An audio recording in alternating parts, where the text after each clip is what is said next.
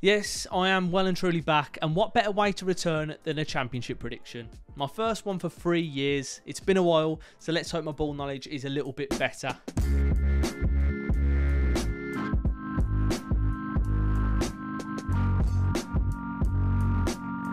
I want to just say thank you to all of you for all the support on my previous video. It really does feel good to be back. A lot of kind words there, and yeah, it means the world to me, so thank you. So what's happened since? Well, I've had a midlife crisis, I've dyed my hair blonde, brought a coffee machine, put on a fair bit of weight, and Blues have been taken over by the mighty Swasnea. You can see my previous video for my thoughts on that and the Tom Brady partnership. But the Championship tends to get stronger and stronger and more competitive with each passing season. And this year it is lining up to be one of the best yet, with Sheffield Wednesday being promoted back from League One in dramatic fashion alongside Plymouth and Ipswich. And if you didn't believe in miracles, then you do now. Then we got the likes of Leicester dropping down to the Championship just 7 years after winning the Premier League. One of the best away days returning with Leeds, although it will cost you your life savings just to get a ticket. And, well, Southampton. Let's get into it, shall we? So in 24th, I've got QPR. They've had quite the fall from grace, and they've gone from a club consistently aiming for a top 10 finish and are now staring down the barrel of relegation. They missed the drop by just 6 points last season, with newly appointed Gareth Ainsworth only managing 3 wins from 13 games. It's not the one. Gareth has his work cut out for him this season, and although Begovic is a solid signing at this level, they haven't made enough changes to convince me of a high finish, and I think a bad spell will see them spiral into 24th. In 23rd place, I've gone for Huddersfield. We do love a bit of Neil Warnock. What a man. He's a classic get-it-done manager that has the credentials and the personality to motivate any dressing room. That's exactly what he did last season, saving Huddersfield from relegation. I still think they're lacking a bit of depth, and they haven't made enough signings for me to consider placing them any higher. I think it's another season of fighting relegation, and this time they fail. This is my outside shout for the drop in 23rd. Next up, 22nd, I've got to go Sheffield Wednesday. I think I speak for everyone apart from Sheffield United and Barnsley fans when I say it was incredible to see the way they came back to gain promotion last season. A show of strength, solidarity and never giving up. From this, as well as their 96-point tally, which would have got them promoted any other season, you can imagine how shocked I was when I saw Darren Moore was sacked. It's ridiculous. They were an aging side and didn't really look fit to play Zisco ball. However, they have made a couple signings recently, including Anthony Musaba and Bambo Diaby coming in, who is their 5th signing. And if they didn't say Bambo number 5, they've missed a trick there. But I say they go down to the wire with heartbreak on the final day. 22nd could go either way. Who survives then? I'm going to go for Rotherham in 21st, and I do like Rotherham. Great away day, and they have finally snapped out of the yo-yo curse. The question is, can they push on now? They haven't improved the side as much as their fans would like, and it will be tricky in an even more competitive championship.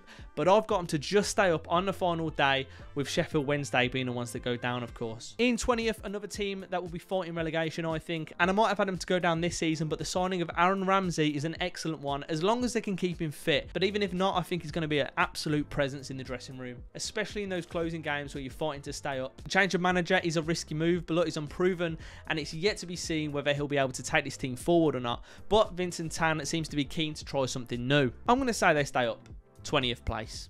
19th, we're going for newly promoted Plymouth. They've had a very impressive season. They broke the 100-point mark in League One. It was a crazy league in League One anyway. The big question is, can they compete in the Championship? That's what you're going to be thinking of all these teams that have just been promoted. But I think the signings of Morgan Wicketer and Ballymumba are shrewd and already proven to work in the system. So it's good going. I honestly think they're going to have a successful season for them and finish 19th. On reflection, I feel like I maybe have been a little bit harsh on Plymouth here, but I'm going to stick with it, 19th place. Now 18th. No one likes going to Stoke on a cold Tuesday night, but I also think their football at the minute resembles one of these evenings. There's nothing much to write home about, is there? They've made okay signings, with Ben Pearson being a real standout for me. Yeah, it's a weird one for me. I'm not 100% sure. I think they have an okay season. I'm going to go 18th for Stoke. Now, 17th place, I'm going Preston. Preston never seem to find themselves in much trouble, and occasionally they can look like they're going to push for the top 6, but there always seems to be something missing for them. They're having to keep an eye on their budget this season, and I think this season dropped down ever so slightly for me. I think it's a season where they aim to get just enough points on the board to secure their spot for next season without much more. I'm going for 17th, hopefully not where Blues finish next season, please. 16th place, I'm going to go Blackburn. For me, the loss of Ben Brereton Diaz is going to be a hugely significant one for Blackburn. They're going to be looking to Niall Ennis to get the goals for them this season, and I'm not convinced he's going to be enough. Brereton Diaz is a hard player to replace, we all know that. They've also onboarded Arnold Sigurdsson, who should add some creativity up top, but nothing spectacular from Blackburn for me this season. I'm giving them 16th place. 15th place, I'm going to keep this short and sweet. I think it's going to be a highly unremarkable season for Watford, with ups and downs that inevitably lead to another change in management, leading to an underwhelming finish. 15th place. Now, I bet you're wondering where I put Birmingham, and it's here. 14th. A lot of people are going to be expecting Blues to really push on this season. I think we have a lot of reasons to be optimistic in the long term, but I think for short term at least, we got to be realistic. We have to be. We can't make so many changes so soon, but I do want to see an improvement from the usual 17th place finish that we always seem to get, and start to solidify ourselves as a mid-table side before pushing on. We've made some great signings. Dembele looks really exciting and tricky. We've got a lot of midfield options, a lot of creativity in midfield, and our backline does look a lot more assured. However, we are still lacking a clear, proven goal scorer for me. Hogan is a confidence player. Too often he gets in his own head. I'm very much the same on a six-a-side pitch, right? And I'm not 100% fully convinced Tyler Roberts is good enough to lead the line either, but he does provide a good option. I think the dressing room is going to have a much more positive atmosphere, and I'm confident we can push on for a much more comfortable season, finishing 14th, which I'm sure myself and you will be very happy with if you're a Blues fan.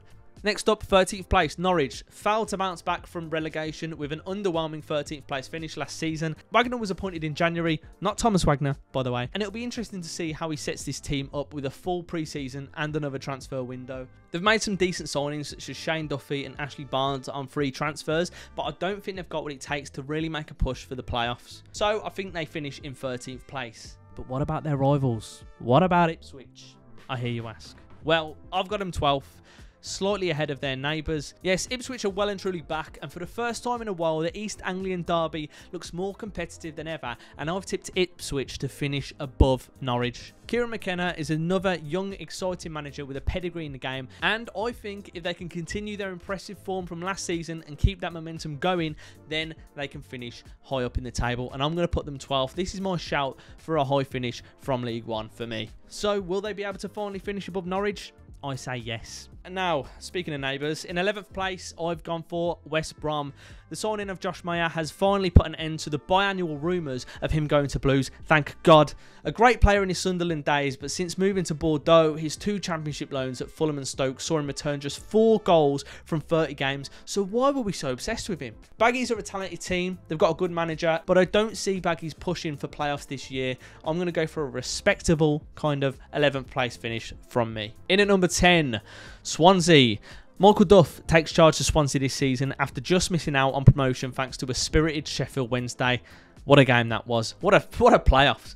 He seems to be a great option for manager for me, and I think he's going to do well if he can get the players on board with his playing style. Still, they've not made any signings that really convince me they're going to push for the top 6 just yet, so I'm going to go for a mid-table finish for Swansea, finishing in 10th and losing their first home game of the season. Who is that against again? We're getting to the juicy part now. Right, 9th place. I'm going Bristol City. They could be higher, but no. Now, Bristol City look like they're going to lose their young starlet, Alex Scott. Not that Alex Scott, a different Alex Scott. But it's been encouraging to see him hold out and get exactly what they think he's worth. Honestly, it's just refreshing to see that Premier League clubs aren't going to be coming in and just having us for ransom. We don't want to see it, and I respect it. And hopefully that's what we can do in the future if we are going to sell our players again.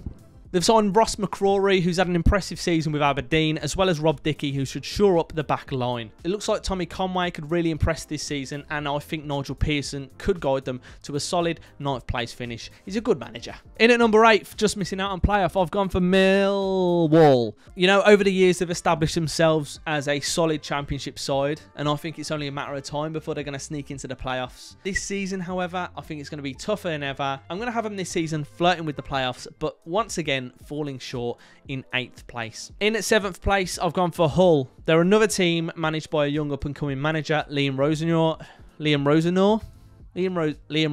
who was impressed in his tenure so far. I'm sorry if I butchered his name. They've made some interesting signings in Liam Delap in particular, and I think he could really thrive under Rosenor's management. But yes, I've got him missing out on playoffs just in 7th place. So we are on to the playoffs. I'm sure you've calculated it by now, but let's go through it in order, shall we? I've got a lot of energy. The whole Tom Brady thing happened today. I'm so sorry. Right, the last playoff spot, 6th place. I'm going to give it to Coventry. They surprised us all last year. They narrowly missed out on promotion last year thanks to a penalty shootout loss against Luton. But they are a club on the rise, and it's going to be interesting to see how they compete this season. They've done well in the transfer window so far, signing Sakamoto and Ellis Sims, but have also lost Victor Gyökeres. Victor Gyökeres, who will be a tough man to replace. I'm going to get better at pronouncing these names. But yeah, I do expect Coventry to have another impressive season, and I think they will sneak into the playoffs in 6th place. Will they win it? I'll tell you at the end. 5th place, I'm going Sunderland. Sunderland are well and truly back, and they've come a long way since their Netflix documentary, and I do hope they've fixed their PA system by now. We feel you on that one. It does give me a lot of hope as a Blues fan to see a team come from where Sunderland have been to where they've been to where they are. And I think, you know, given our changes, I guess we can kind of aspire to be where they are now. And it just gives me hope, man. So I really do hope I see Blues following a similar path. Amad Diallo is going to be a very, very hard player to replace. He settled in so well last season, scored a bag of goals, and he even got name dropped in a Dave song. So you've got to rate it, to be honest. Davo got name dropped in a JK song. Can I get a name drop, please? Anybody, literally anybody, apart from Central C. They've made some interesting signings this year who I think will be a success, but it all depends on how quickly they can adapt to the pace of the English game. They've gone for the kind of worldwide, Mr. Worldwide Pitbull style of recruitment here. It could pay off, it could not. But I don't think I see him fighting for automatics without signing a capable striker. I've seen a lot of Sunderland fans crying out for a striker, so I hope you get one. So I've got him getting the playoffs again with a 5th place finish. It's starting to spice up now. We're getting to the top. Right, who's next? In at 4th, I have gone for one of the teams relegated from the Premier League, Southampton. For me, the difficulty for Premier League sides dropping down to the Championship is adjusting. You've seen that numerous times now. I do think Russell Martin is a quality manager, and I back him to have the know-how to get this Southampton team cooking. They've obviously got a very strong squad following relegation. They're probably going to lose James Ward-Prowse. Obviously, I mean, if he plays in the Championship, that'll be a joke, but kind of Cody is, so. But I do think they're going to be a force to be reckoned with, honestly. But why don't I think they're going to get promoted? I don't think it's as simple as just coming down, having a good team, and getting promoted. And I do think one of the teams is going to fall slightly short of automatic promotion, and they're going to have to fight it out in the playoffs. And I think that's going to be Southampton, so Southampton, 4th place. In at 3rd, the last team that's not an automatic team, I'm going to go for Middlesbrough. Michael Carrick has changed this Middlesbrough side. They're playing free-flowing and attacking football, and they look a real threat. They've made some good signings, and if they can hold on to Chuba Akpom, I don't see why they can't get the playoffs. But I do have them just missing out on automatic promotion. I have seen some people tip these for automatics, but I don't think they're going to quite do it. I'm going to give them 3rd place, but I do think they go on to win the playoffs this time round, though. So I'm going to go for Middlesbrough to be promoted through the playoffs. But who are the other 2 teams getting promoted? In 2nd place, I've gone for Leeds. Great away day. I'm going to make the most of it this season because I think next season they won't be here.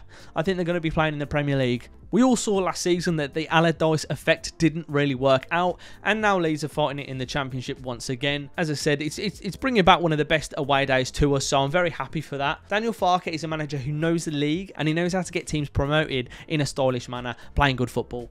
I think signing Ethan Ampadu and Cole Darlow is strengthening an already very strong side. It's hard to say they're going to get an automatic spot, as there may still be some outgoings, but I am backing them to do it in 2nd place. I know that I dropped Southampton a bit below, but I think Leeds, having more recently been in the Championship, will have a bit more of that know-how, a bit more of them street smarts to get them promoted.